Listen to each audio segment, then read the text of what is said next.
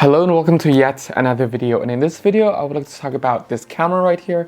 It's the Canon EOS 5D Mark III. This is actually a very personal video that I've been wanting to make for a long time but haven't really got a chance to because I know that it's going to be a long video for sure. That's why I really haven't got a chance to, and I don't think I will even be covering all the things, all the tiny details that I would like to express about this camera. Why is it so special and so personal? Well, I have been using this camera since 2013. It came out way back in 2012, and almost a year after that I pretty much purchased this camera. I was still in 11th grade at the time, but my video and photography business at the time was on a rise, and my main camera at the time was the 5D Mark II, the 7D. Yeah, back to the old days. But since the 5D Mark III came out, I was like, okay, I'm gonna start saving. And obviously, even though I went to school back then, I was still also having to pay for my own stuff, like school stuff that I needed to get. So I didn't have all the savings from my business at the time all going to this camera, so that's why it took a while. And also going to school at the time means that I wasn't doing it on full-time business-wise, so I could only take certain small jobs, and I was doing a lot of promotional videos, corporate videos, music videos at the time. So even though they were small jobs, I got paid pretty fast to get this camera, so I was actually quite proud of that.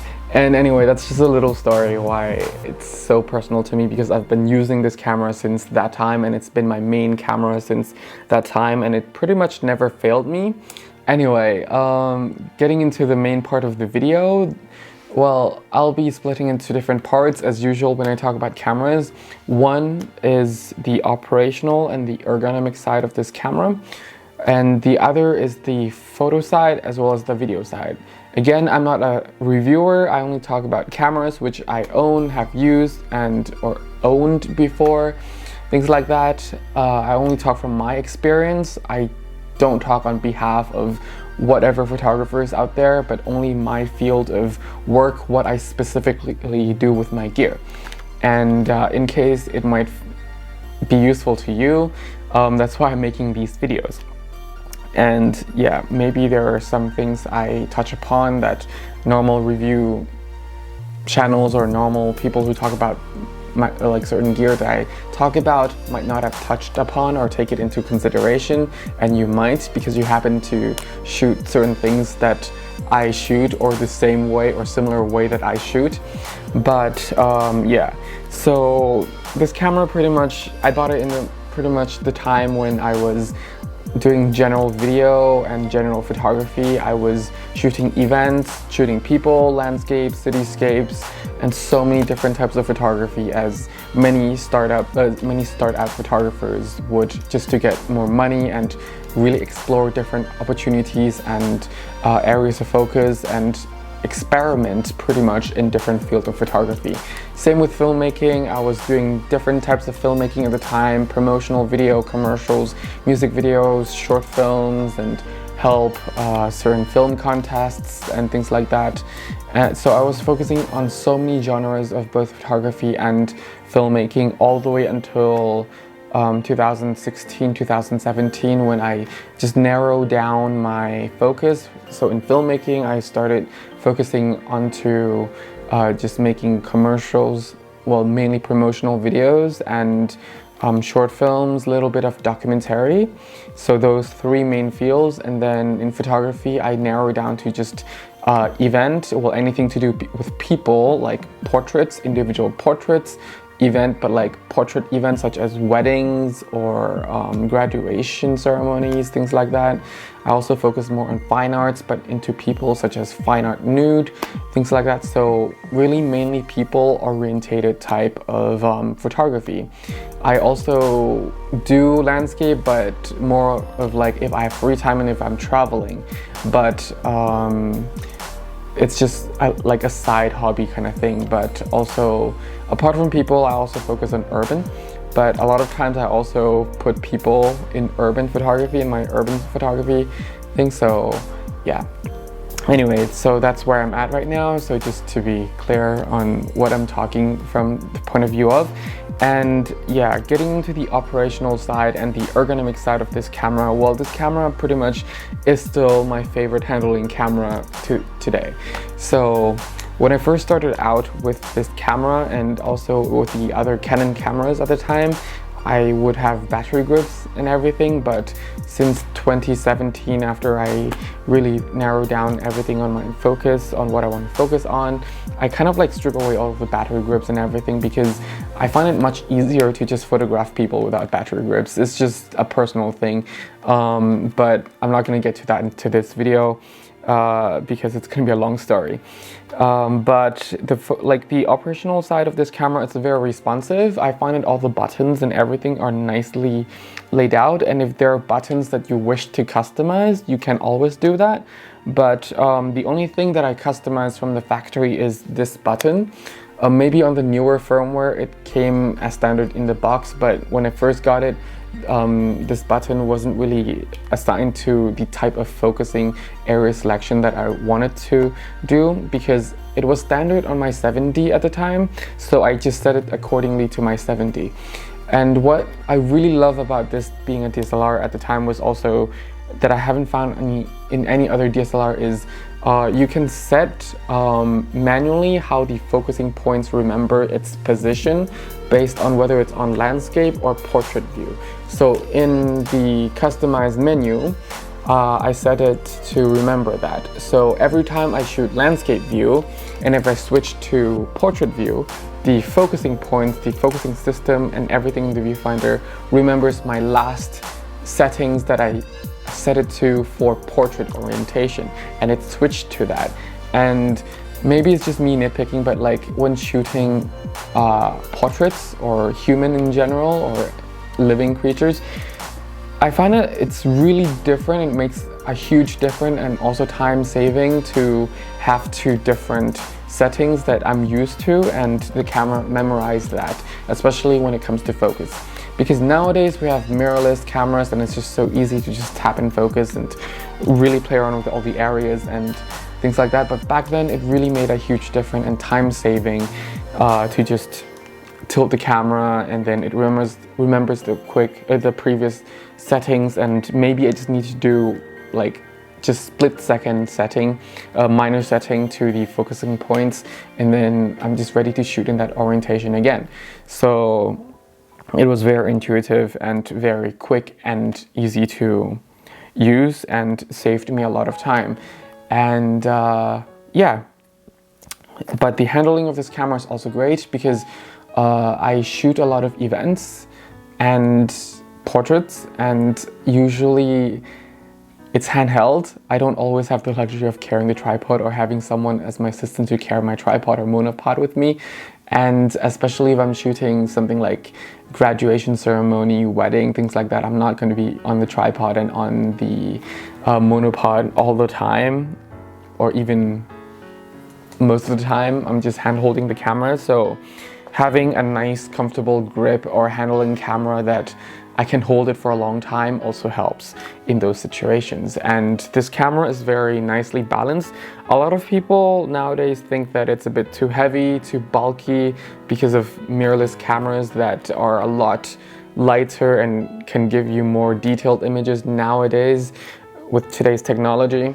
But I still find that this camera handles really nicely, especially if you pair it with nice lenses in front, such as the 85 1.2 that I have on the side with me. It just balanced perfectly, and usually it would be way too front heavy if I were to adapt it to my mirrorless system, and it just doesn't make any sense. Yeah, so on a long shooting day, it's actually pretty nice to handle and really balanced camera. And yeah, I don't have any problem with the focusing system too many times yet. I find that the more modern mirrorless cameras, if you want to compare to the more modern mirrorless cameras, can focus quicker in low light situations at some point, if you're comparing it to like the high-end mirrorless cameras, not the more consumer mirrorless cameras, because this camera in most cases is going to focus a lot more accurately, sometimes not as fast, but For me, accuracy is more important than fast, but it's also not a slow focusing camera. And you can adjust the speed of focusing system in camera, which actually helps a lot because it still makes this camera a very, very fast and accurate camera to use. If you don't use live view, that is, because in live view it's very slow. Unless if you change from live mode to quick mode, essentially it will just flip the mirror up again and then flip the mirror down just for the focusing sensor to detect the focusing area, the same focusing area as through the live view. So yeah, in that case then it's quick, but then you're also going to be disturbing the image. But just using the live mode focus in live view, that's going to be very, very, very slow compared to modern mirrorless cameras and even to Canon's own dual pixel AF. Yeah. But not much else to really complain or say about the ergonomics or the operational side of this camera. The menu is just like any other Canon cameras. It's very logical, very easy to navigate. It takes you like less than 30 seconds to go to the furthest menu and just do your operation there. And it takes about a minute to just go through all the custom menus that you want to customize your own camera. And yeah, this camera also has 2 card slots, which I have to admit I mostly use 1 card most of the time. Lately I've been using 2 cards because it doesn't have Wi-Fi in here, and so I just use SD cards, and then I can just use an adapter connected to my phone and then there import the image if I just want to quickly upload something to Instagram story or to social network in general. So yeah, that's the downside of this camera. Even as a wedding photographer, I don't use 2 card slots. I try to avoid SanDisk because I know that SanDisk has a lot of corruption rate, because nowadays I use Lexar and Computer Bay card. I know they're not as popular and I don't think Lexar exists anymore. I thought they went bankrupt, but to me they're still way, way, way more accurate, way more reliable than the SanDisk cards, because SanDisk just corrupts all the time in my opinion. And sure, many people will have different experience with SanDisk, but if you use it often enough it will at some point fail on you. That's also why I guess in many of SanDisk packaging, if you look inside the envelope, you will also see a code for like a 1-year free recovery software. So I guess, yeah, it's never really a pleasant thing to lose footage or to lose your work because of a corrupted card. So yeah, I don't really trust SanDisk anymore. Anyway, into the another section of this camera, which is the image quality. The image quality, well, it's nothing new. It's been around since 2013, 22 point something megapixels, and it's never failed me. What I do find about this sensor is it's such an amazing sensor because sure, it doesn't have the best dynamic range in the world in 2020, but it will retains a lot of details that a lot of modern sensors nowadays will not retain as well.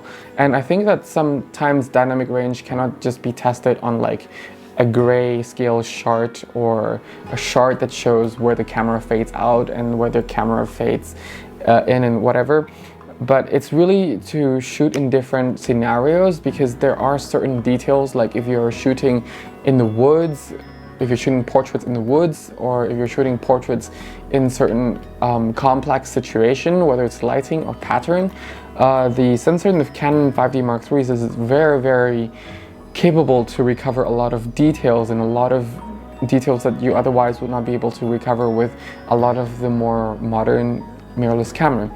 So the other day I was testing, I don't have a Sony because I don't like Sony, but I was testing a Sony A7 Mark II, I think, which is a much newer camera than a 5D Mark III. But I was also testing some other Fuji cameras. I know they don't make full frame and it's not fair to test them, but pretty much a lot of modern mirrorless cameras I was testing, because to be honest, I really also low-key want to move away from DSLR, even though I still love DSLR so much. But I was also looking at different sensors, how they produce things like that. And what I find that, like, to shoot the way I want to shoot, whether it's portrait or cityscapes or landscape. It's just the Canon 5D Mark III has this really detailed sensor, and also if there's a roll off into the highlights or roll off into the shadows, it's more of a natural roll off rather than like a hard roll off like what you see on a lot of cameras that uses Sony sensors. And I'm not bashing against them, they make great cameras with great technology, but in terms of natural look and natural detail recovery without looking too digital, and with the color signs, not only about the color signs that come straight from the camera, but the color signs of editing, like if you're putting the images into Lightroom or into Capture One or what have you, it's just a lot less time consuming to be able to play with the color to get it to your liking on a Canon camera than it is on like a Sony camera or a Pentax camera, which I also have, or a Nikon camera. But Nikon is actually also very nice, but just not as there as how I would usually edit my images on like Lightroom. But yeah, I find that the images are really nice, and I especially love the portrait pictures as well as the portrait against the sunlight. I don't particularly like shooting direct sunsets with this camera unless I'm using a 5D Mark II. For some reason, I love the images of the sunset of that camera more than this camera. I also made a video of that in 2016 explaining about why I still love using the 5D Mark II, and one of it happened to be the sunset pictures. But that's just being me. If you love editing, you can get any images from any camera to look very similar to your own style and liking, but unfortunately I don't like spending time on post. I avoid it as much as I can, and I try to get it as correct as possible in camera. So that's the downside of me. Of course, some would argue that spend more time in post is also going to help develop your aesthetics. I'm not going to disagree with that, but I also would like to say that I prefer always spending more time on things where I can always get right in camera on the field, the closest to what I like, whether it's the color, the aesthetics, the framing, things like that. Yeah, I just prefer getting it more or as close as possible when I'm on the field, and that would save me extra time in post so that I can move on to the next project or the next job or whatever I'm doing, or even personal projects that I'm doing. So yeah, the more time saved, the better for me. I looked at it that way. And yeah, so that's it about the image quality. The video side of things is also, it's kind of like not really to today's standards if you're really a tech user, but I still find that it's still delivering such a nice and organic image out of this camera. And if you're a Premiere Pro user, which I'm sadly not, you can really get it to sharpen the video quality to look really nice and natural and pretty much comparable to even more modern standards of full HD video quality. But if you're a Final Cut Pro user, if you add sharpening, it can look a little bit digital rather than organic. But there are many plugins I'm aware that will make it look like natural. But I still use Final Cut Pro because of how easier and how much more efficient and faster to work with than Premiere Pro. But you are able to get like about almost the same thing done in Final Cut Pro as in Premiere Pro, and still save 3.5 times of your time more, because it's just faster to use Final Cut Pro and more efficient. And anyway, getting back on track with video. There's nothing really new. The bitrate is there.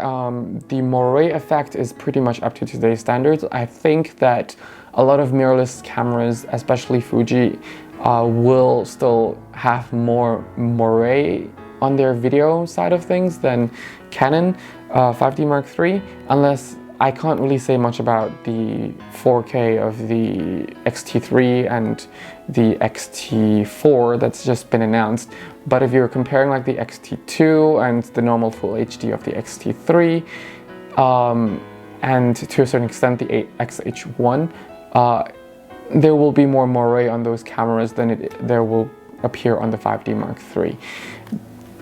But it also obviously depends on which codec you shoot with and things like that. And on the Canon, you can hack the camera into Magic Lantern and it will give you raw video recording, and that also takes the video of this camera up to the next level as well.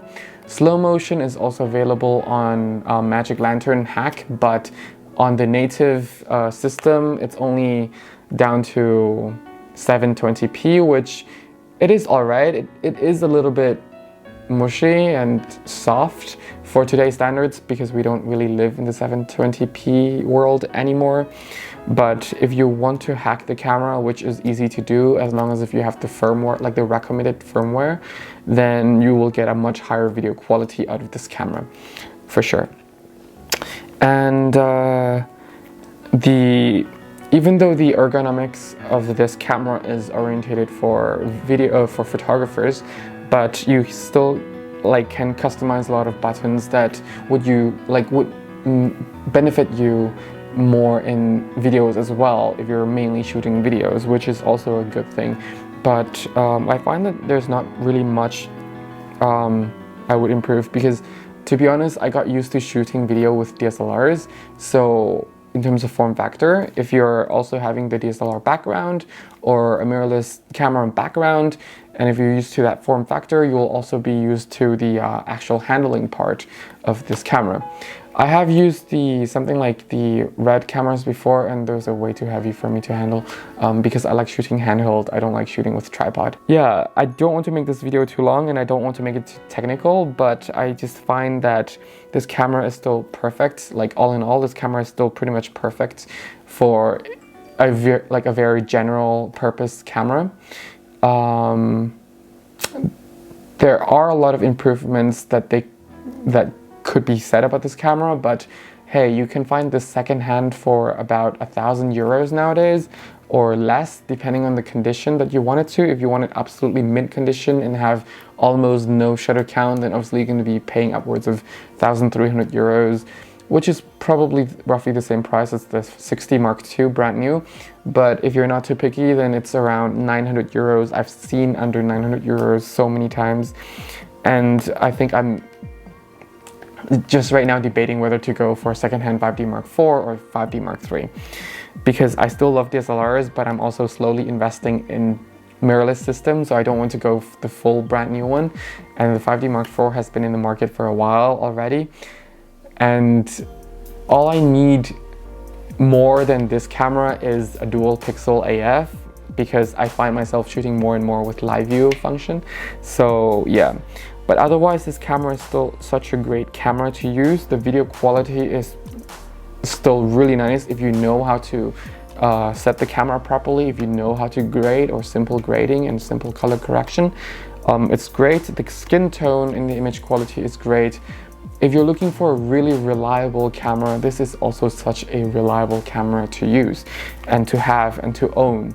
And I wouldn't really complain much about this camera, apart from the fact that it doesn't have Wi-Fi and dual pixel AF, but it came out way before Canon introduced that to their DSLRs, so it's not really a complaint.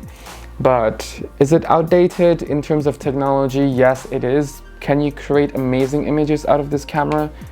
Yes, you can create a lot of amazing images out of any modern cameras, and even this camera.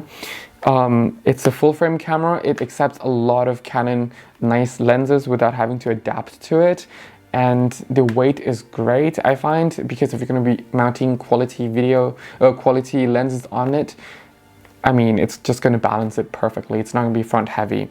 And the beauty about having a perfectly balanced system is it also saves the lifespan of the mount, because a lot of times what happens when you mount a lot of heavy lenses in front of the camera, the mount can be dented.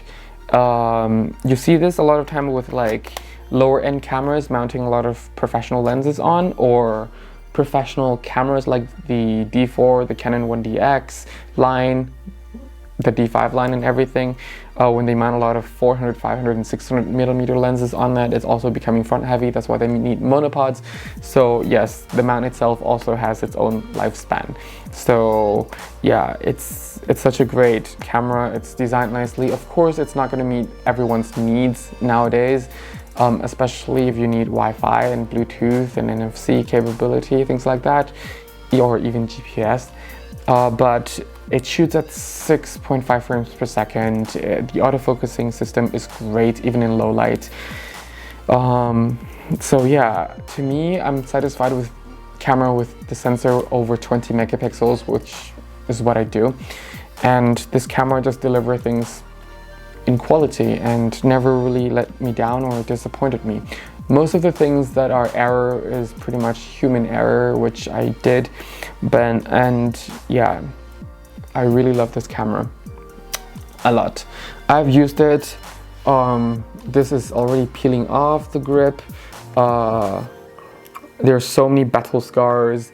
One fact is, 3 weeks after getting this camera, I went to shoot a promotional video.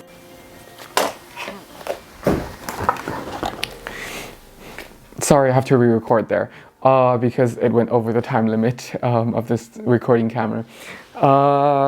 So yeah, I was talking about, like, one fact about this is 3 weeks after I got this camera, I went to shoot a promotional video in Retz. That's a city or a small wine farm in Austria, and I was monitoring like multiple cameras. One was on the crane, one was on the tripod, and the 5D Mark III was one of the cameras that's on a video tripod, and normal video tripods are like at least 10 kg.